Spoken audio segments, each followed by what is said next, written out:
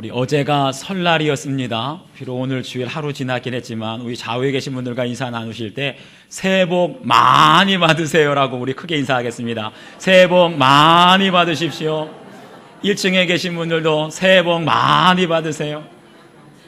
그래도 또 평안을 빠뜨릴 수는 없죠. 한 번만 더 인사하겠습니다. 샬롬. 샬롬. 새해도 복 많이 받으시고 평강이 함께 하시기를 축원합니다. 기도합시다. 아버지 하나님 고맙습니다. 설을 보내고 또 오늘 거룩한 주일 주님 앞에 나왔습니다. 저희들의 지친 몸과 마음과 영혼을 주님의 십자가만 의지하며 말씀의 자리로 나아갑니다. 저희들에게 말씀하여 주시옵소서. 종이 듣겠나이다. 전하는 자나 받는 자나 동일한 하나님의 말씀으로 하나 되게 하시고 깨닫게 하여 주시고 그 말씀이 어두운 가운데 있는 자들에겐 빛이 되게 하시고 방황하는 자들에겐 길이 되게 하여 주셔서 그 말씀 의지하여 온전히 주님의 길 걸어갈 수 있도록 도와주시옵소서. 감사드리며 예수님의 이름으로 기도하옵나이다. 아멘. 할렐루야. 설명절은 잘 보내셨습니까? 아멘. 간혹 가다 보면은요, 믿는 분들은 온 가족이 다 믿는 가정은 얼마나 복된 가정인지 몰라요. 그런 분들은 한 자리에 모여서 명절이라고 예배드리면 은혜가 넘쳐납니다. 근데 간혹 가다 보면 형제들이, 가족들이 믿지 않고 신앙이 다르고 종교가 달라서 오히려 명절 때만 되면 위장병에 걸리고 마음고생하는 분들 많이 계시지요. 근데 간혹 가다가 보면은요, 집안에서 꼭 그런 사람이 한 사람이 있어요. 저 사람은 절대로 예수님 안 믿을 거예요. 그런데 어느 날 가보니까 딴 사람이 돼 있는 겁니다. 예수님을 잘 믿고 교회 안에 신실한정이 되어 있고, 할렐루야. 이런 역사가 오직 성령의 역사인 줄 믿습니다. 그런 사람이 어디 있나 보니까 오늘 우리가 말씀으로 살펴보게 될 사도 바울이 꼭 그런 사람이었어요. 절대로 예수님 안 믿을 줄 알았는데 오늘 보니까 그가 예수님을 믿고 새 사람으로 변화되었습니다. 오늘 변화된 사울을 우리가 살펴볼 때 크고 놀라우신 하나님의 교회이라는 제목으로 함께 은혜를 나누도록 하겠습니다. 첫 번째는요, 우리 각자의 인생에는 하나님의 계획이 있다는 사실입니다. 우리 15절 말씀을 함께 읽겠습니다. 15절 시작.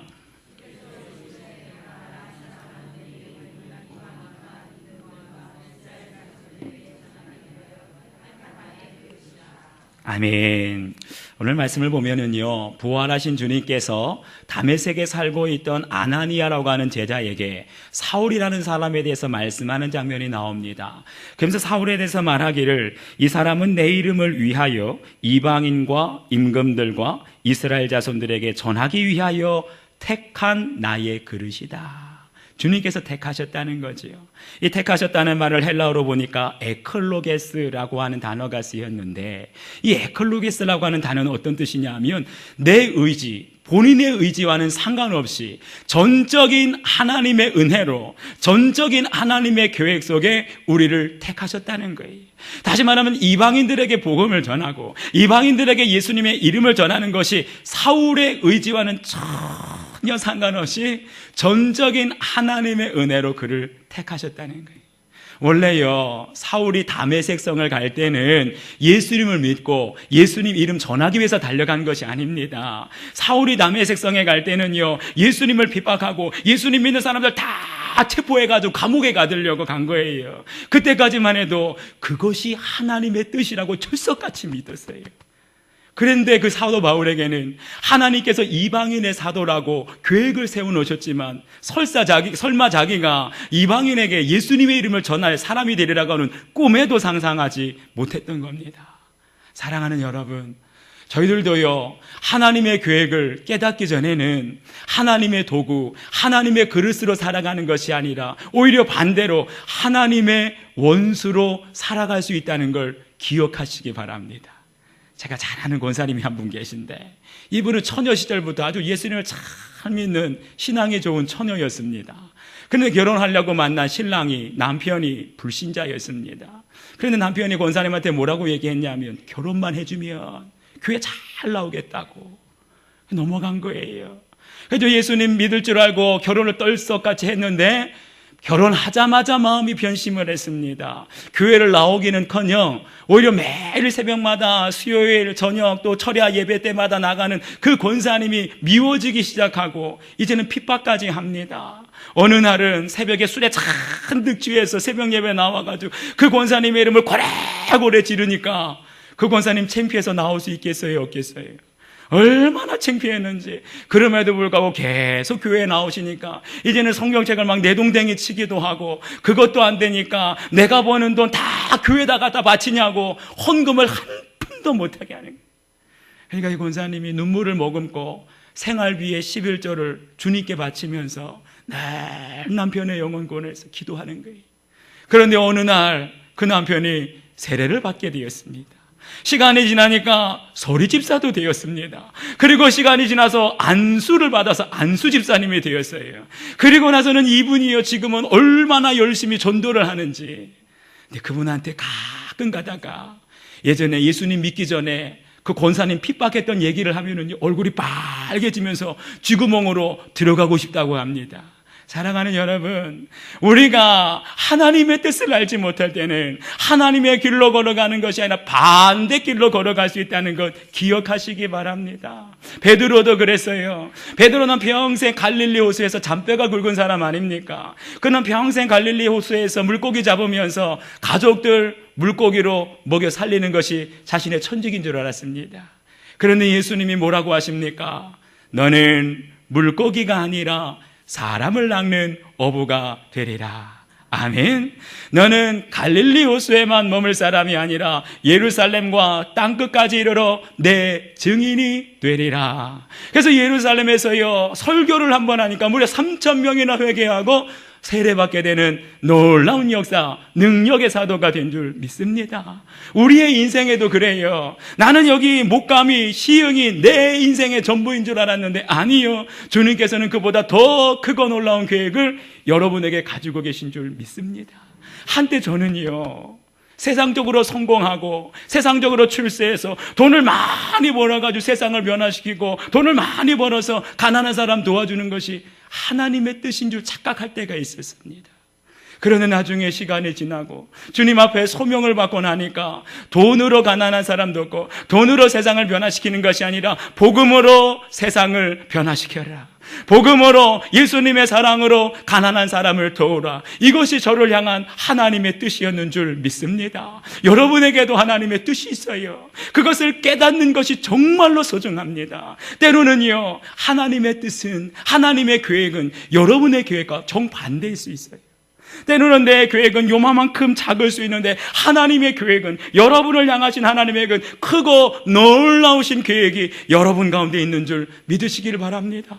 우리들 중에는 이 시흥을 복음화시킬 하나님의 택한 그릇이 있다는 사실을 믿으십시오. 여러분들 중에는 통일될 대한민국, 이 한국 민족의 복음화를 위해서 하나님께서 예비하신 일꾼들이 있는 거예요. 어떤 사람에게는 회사를 복음화시키고, 어떤 사람에게는 아직도 믿지 않는 가족들을 구원시키고, 그래서 우리 각자에게는 하나님께서 계획하시고 예비하신 크고 놀라운 구원의 계획이 있는 줄 믿으시길 바랍니다. 하나님, 이제는 우리가 하나님의 뜻을 깨달을 수 있도록 도와주십시오. 십자가의 원수로 성령을 근심케 하면서 주님의 계획과 반대길로 가지 않게 하시고, 이제는 나를 향하신 하나님의 계획을, 하나님의 뜻을 깨달을 수 있도록 도와주셔서 끝까지 주님의 길 걸어갈 수 있도록 인도해 주시옵소서. 기도하는 여러분들 되시기를 주님의 이름으로 축원합니다.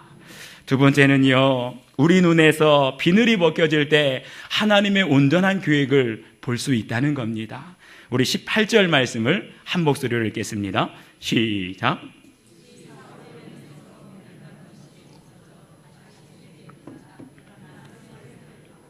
아멘.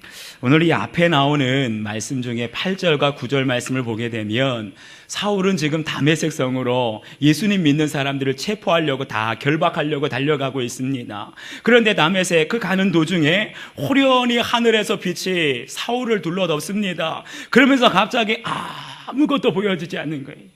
성경 말씀에 보니까 무려 사흘 동안이나 아무것도 보지도 못하고 먹지도 못하고 마시지도 못하였다라 그랬어요. 이렇게 자세하게 기록한 이유는 이 사도행전을 기록한 사람은 누가라고 하는 사람인데 누가의 직업은 의사였습니다. 그렇기 때문에 의사였던 누가가 보기에 이 사울이 잠시 앞을 보지 못한 건, 사흘 동안 보지 못한 건 일시적인 현상이 아니라 완전히 시력을 상실했던 거예요.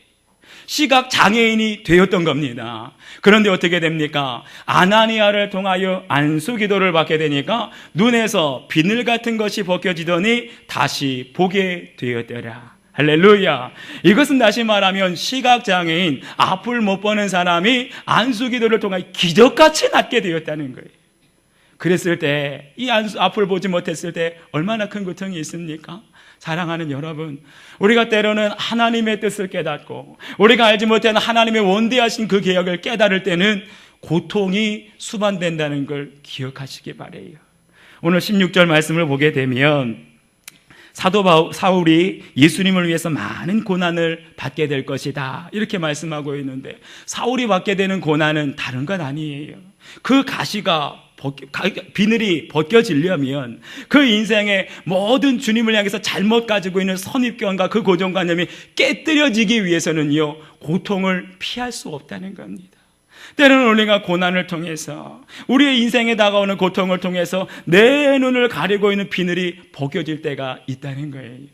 사울은 일평생 율법에만 사로잡혀 있습니다. 그 유대인의 율법에 따르면 예수는 이단자였어요.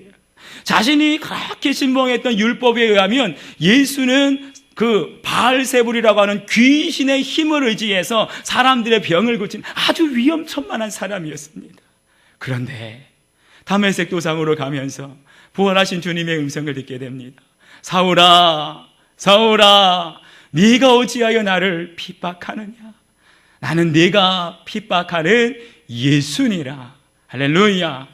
이 부활하신 예수님의 음성을 듣게 되니까 지금까지 율법 안에서 자신의 눈을 가두고 있었던 모든 잘못된 생각이 한순간에 다 깨어지는 거예요. 그때에서야 비로소 예수님은 이단자도 아니고 귀신의 힘을 의지하는 사람도 아니고 예수님이야말로 하나님의 아들이시요 우리를 구원하실 유일하신 구세주라는 고백이 나오게 된 줄 믿습니다. 그래서요, 여러분, 욥기서 23장 10절 말씀을 보면 우리에게 이렇게 고백합니다. 그가 나를 단련하신 후에는 내가 순금같이 되어 나오리라. 때로는 우리 인생에 연단하는 시간이 있다는 거예요.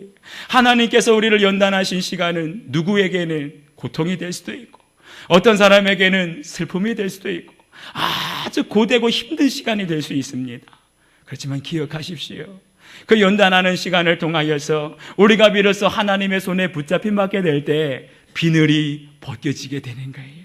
잘못된 생각, 율법적인 생각, 육신적인 생각들이 다 깨어지게 되고 영적인 생각, 오직 하나님의 진리의 말씀으로 새로운 실체, 본체를 보게 되는 줄 믿습니다.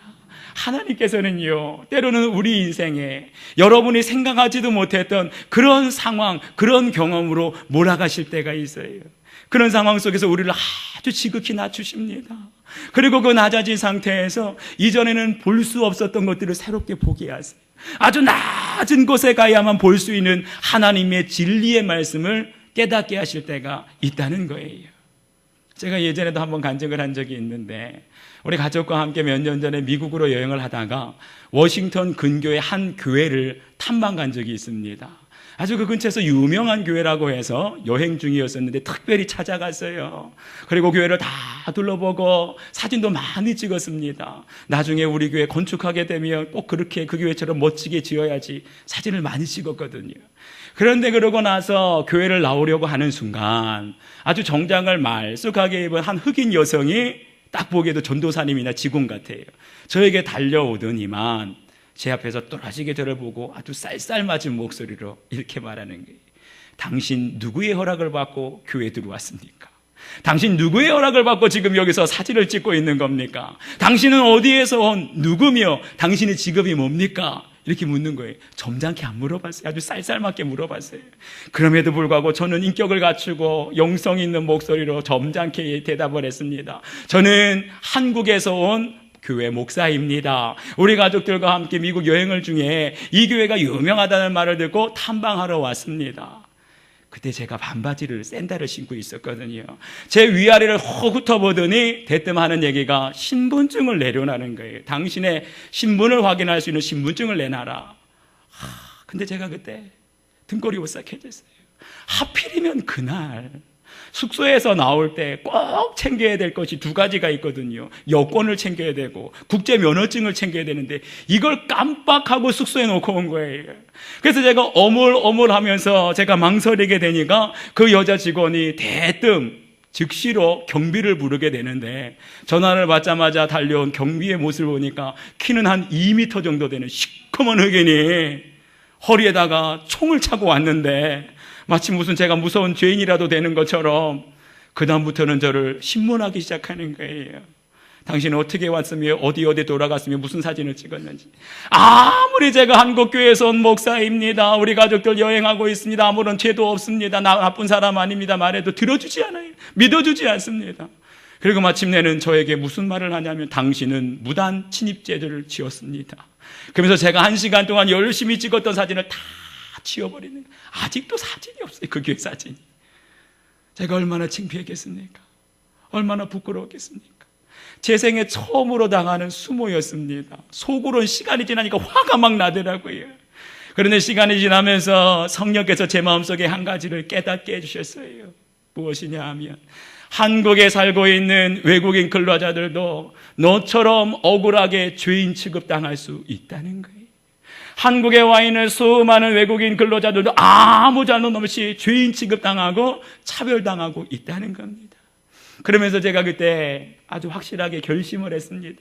나는 한국에 가면 절대로 외국인들 차별하지 않으리라. 나는 절대로 외국인들 색안경 끼고 보지 않으리라. 절대로 그 사람들 억울하게 죄인 취급하지도 않고 외모로 반바지 입고 샌들 신었다고 차별하지 않으리라. 할렐루야. 제가 만약 그때처럼 수모를 당하지 않고 그때처럼 부끄러운 일을 당하지 않았다면 어쩌면 외국인에 대한 선입견이 안 깨졌을지 모르겠어요. 하나님께서는 때로는 우리들을 정말 낮추실 때가 있습니다. 부끄럽게 하실 때가 있어요. 가난하게 할 때가 있어요. 크게 실패할 때가 있습니다. 그런데 우리에게 그런 고통을 주실 때는 하나님의 섭리가 있다는 걸 기억하시기 바랍니다. 내 안에 아직 깨어져야 할 선입견이 있다는 거예요. 내 안에 벗겨져야 할 비늘이 아직 있다는 거예요. 그래서 그 고난을 통하여서 우리의 비늘이 다 벗겨지고 고정관념과 선입견이 다 깨어지고 부서지게 될 때에 비로소 우리를 향하신 하나님의 놀라운 계획, 놀라운 비전들이 보여지게 되는 줄 믿으시기 바랍니다. 사랑하는 여러분, 저는 여러분께 한 가지 부탁드립니다. 우리 청년들, 우리 교회 있는 젊은이들 함부로 대하지 마세요. 우리 청년들 중에 이 나라 민족의 큰 그릇이 되고 정말 세계의 복음화를 위해서 하나님이 예비하신 일꾼들이 지금 자라고 있다는 걸 믿으시기 바랍니다. 우리 유치부, 우리 아동부, 우리 중고등부 학생들 함부로 대하지 마세요. 아무데나 꼴밤 때리지 마세요. 그들 중에 정말 이 세계를 복음화시키고 아프리카를 복음화시키고 정말 이 나라 민족을 위기 가운데 혼란스러운 가운데 일으켜 세워줄 수 있는 놀라운 지도자들이 지금 자라고 있다는 걸 믿으시길 바랍니다. 우리 눈에 지금 비늘이 있어서 안 보이는 거예요. 우리가 조까짓과 애들이 뭘 할 수 있겠어? 선입견이 있으면 안 보이는 겁니다. 주님, 우리의 눈을 열어 주시옵소서. 우리의 비늘을 벗겨 주시옵소서. 우리 자녀들에게 있는 가능성을 보게 해주시고 우리 다음 세대에게는 하나님의 놀라우신 계획, 크고 놀라우신 꿈을 우리가 볼 수 있도록 도와주시옵소서. 기도하는 여러분들 되시기를 주님의 이름으로 축원합니다. 세 번째는요, 돕는 사람을 만날 때 하나님의 계획을 이룰 수 있다는 겁니다. 우리 17절 말씀 한 목소리로 읽겠습니다. 시작.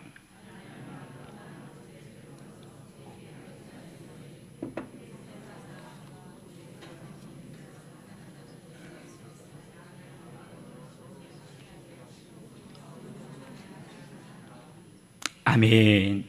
여기 보게 되면 아나니아가 사울이 머무르고 있는 집으로 가는 장면이 나옵니다. 그리고 그에게 안수하면서 사울을 부르는데 뭐라고 불러요? 형제 사울아 라고 불러요. 우리가 교회에서 형제요, 자매라고 부르는 호칭은 지극히 자연스럽고 당연한 겁니다.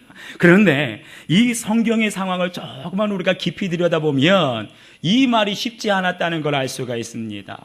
이 당시까지만 해도 사울은 어떤 사람이라고요? 예루살렘에서 많은 주의 성도들을 아주 해롭게 했던 사람입니다. 교회의 원수였습니다. 뿐만 아니라 다메섹에 왜 왔다고요?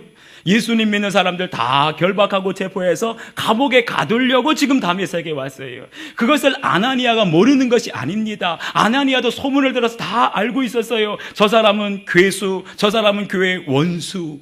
그런데 그런 사울을 향하여서 우리 주님께서 뭐라고 말씀하십니까? 이는 나의 택한 그릇이다. 이방인을 위해서 내가 택한 그릇이다. 주님의 말씀을 듣고 나서 비록 사람들은 다 사도 바울은 교회의 원수고 우리 믿는 사람들의 원수라고 생각했는데 원수 같은 사울에게 뭐라고 말해요? 형제 사울아. 할렐루야. 이것이 진정한 형제인 줄 믿습니다. 우리 교회는 어떤 것이 되어야 됩니까? 아무리 예전에 교회를 핍박하고 아무리 교회를 괴롭히는 사람이라 할지라도 우리 주님께서 그의 인생에 계획을 가지고 계시고 선한 구원의 계획을 가지고 계시고 그가 변화되어 교회 안으로 들어오게 되면 아무리 원수 같은 사람이라 할지라도 아무리 우리를 핍박하고 괴로운 사람이라 할지라도 형제 사오라 마음문을 열고 맞아주는 것, 그것이 진정한 교회인 줄 믿습니다. 보세요.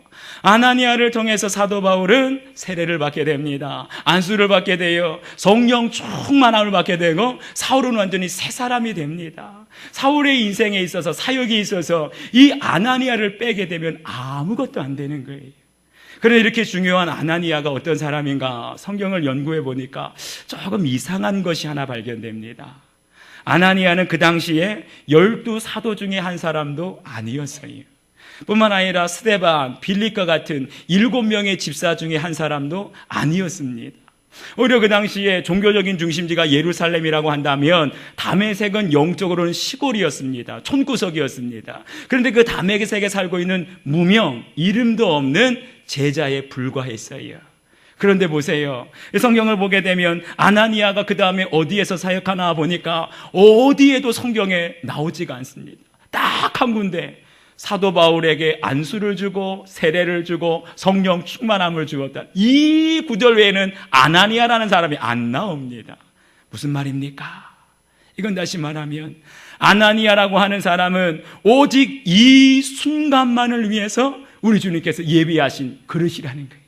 사도 바울에게 안수를 주고 사도 바울에게 세례를 주고 사도 바울에게 성령 충만케 하시는 하나님의 그 뜻을 위해서 아주 짧은 만남으로 예비해 주셨다는 겁니다. 사랑하는 여러분, 여러분의 인생에는 아나니아 같은 사람 없으십니까? 우리가 지금까지 살아오면서 나의 나된 것이 내가 주님의 사명을 감당하고 주님의 길을 걸어가는 데 있어서 아나니아와 같이 아주 짧은 만남이었지만 내 인생에서는 없어서는 안 될 그런 한 사람 한 사람 있었기에 오늘 저와 여러분이 이 자리에 있는 줄 믿습니다. 제가 예전에 전도사 시절에 신학교를 졸업하고 전도사 시절에 좀 어려운 때가 있었지요. 제 아내는 이 얘기 하지 말라 그러는데 자꾸 나와요. 그때는 쌀이 떨어지고 애들 분유값도 떨어지고 아무것도 없는 데였는데 가족들에게도 아무에게도 어렵다는 말을 한 적이 없어요. 그냥 믿음으로 이겨내려고. 그런데 그때 제 친구 목사 중에 한 사람이 저보다 먼저 안수를 받아서 주한장로교회 부목사로 사역을 하고 있었는데 참 이상하지요. 그 친구를 만나고 돌아오게 되면 항상 제 손에 봉투를 쥐어줍니다. 같은 친구였어요. 저보다 먼저 안수를 받았고 큰 교회에 있었을 뿐이지 저는 비록 작은 교회에 있었지만 같은 전도사고 신학교 졸업했는데 꼭 저에게 봉투를 하나씩 쥐어줘요. 어쩔 때는 5만 원, 어쩔 때는 3만 원.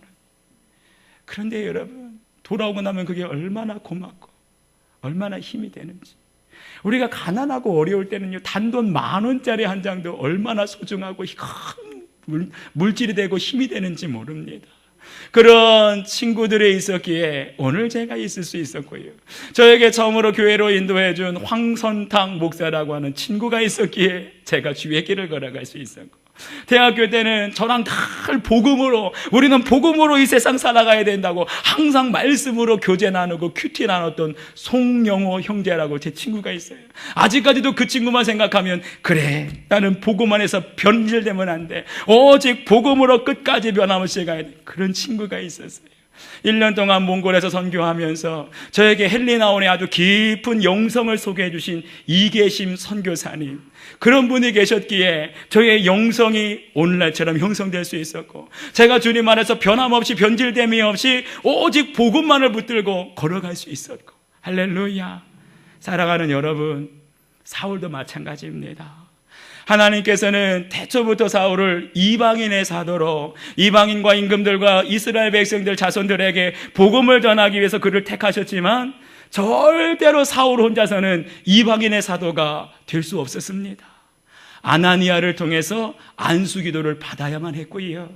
그리고 사울은요, 또 바나바라고 하는 사람을 만났어야 했습니다. 바나바가 아니고서는 예루살렘 성에 있는 그 사도들을 만날 수가 없었어요.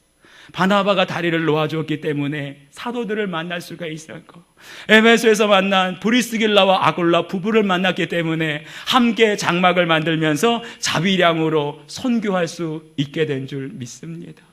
혼자서는 할 수 없는데 많은 동역자들을 붙여주시고 동역자들을 만나게 되니까 갈 수 없는 곳 가게 되고요, 만날 수 없는 사도들을 만나게 되고요, 나 혼자서는 이룰 수 없는 하나님의 그 놀라운, 사울을 통하여서 유럽이 변화되고 아시아가 변화되고 수많은 성경책을 기록할 수 있었던 것, 혼자 한 것이 아닙니다.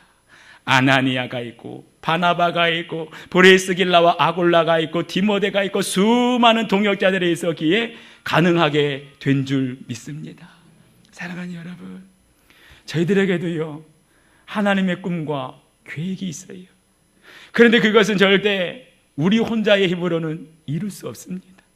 우리가 함께 힘을 모으면, 우리가 서로가 서로에게 돕는 손길들이 되어주게 되면, 나 혼자서는 갈 수 없는 땅 끝, 우리가 함께 동역자로 힘을 모을 때 갈 수 없는 곳 가게 됩니다. 나 혼자서는 도저히 만날 수 없는 사람들, 우리가 함께 힘을 모으고 우리가 함께 돕는 사람이 될 때 내 혼자서 만날 수 없는 사람들 만나게 되고요, 내 혼자의 능력, 지혜로는 도저히 불가능한 것들 우리가 함께 할 때, 동역자로 서게 될 때 하나님께서 불가능한 일들을 가능으로 바꿔주실 줄 믿습니다.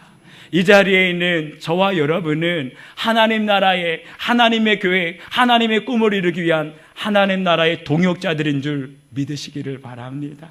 그래서 우리가 함께 힘을 모을 때 우리 각자의 꿈뿐만 아니라 우리 수인중앙교회에 허락하신 하나님의 크고 놀라운 계획들을 우리가 합력하여 힘을 모을 때 온전히 이루게 될 줄 믿습니다.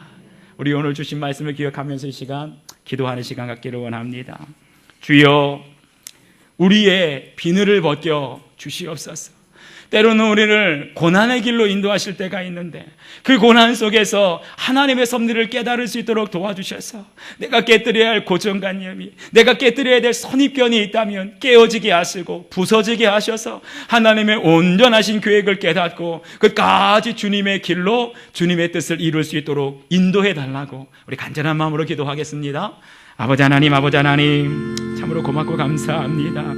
하나님께서 오늘도 주님의 그릇으로 택하셨던 사도 바울의 삶을 통하여 과연 우리를 향하신 하나님의 계획이 무엇인지, 하나님의 뜻이 무엇인지 오늘 말씀을 통하여 돌아보게 하시니 감사합니다. 우리가 주님을 위하여 산다고 했지만, 믿음으로 살아간다고 하였지만 행여라도 십자가의 원수로 성령을 근심케 하면서 주님의 뜻과는 반대로 살아오진 않았습니까? 주여, 우리 눈에 가려진 비늘을 벗겨 주시옵소서. 주여, 우리의 선입견 때문에, 우리의 잘못된 생각 때문에 주님의 말씀, 주님의 계획을 우리가 왜곡하고 있다면 깨뜨려 주시고 부숴주시고 제거하여 주셔서 온전하신 주님의 뜻을 붙들고 우리가 온전하신 주님의 뜻을 깨닫고 주님의 길로 걸어갈 수 있도록, 그래서 우리 온 성도들이 힘을 모아서 우리 교회를 향하신 하나님의 온전하신 뜻과 계획을 이루어 나갈 수 있는 동역자들이 되게 하여 주시옵소서. 감사합니다, 주님.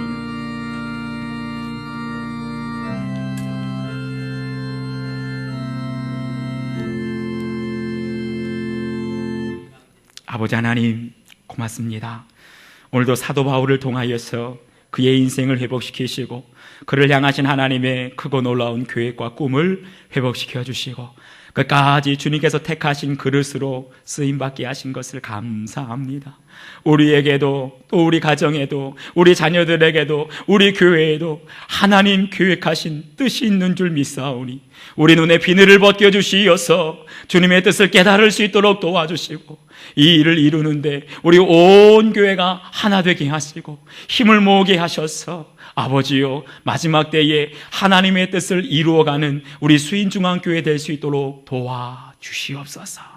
감사드리며 예수님의 이름으로 기도하옵나이다. 아멘.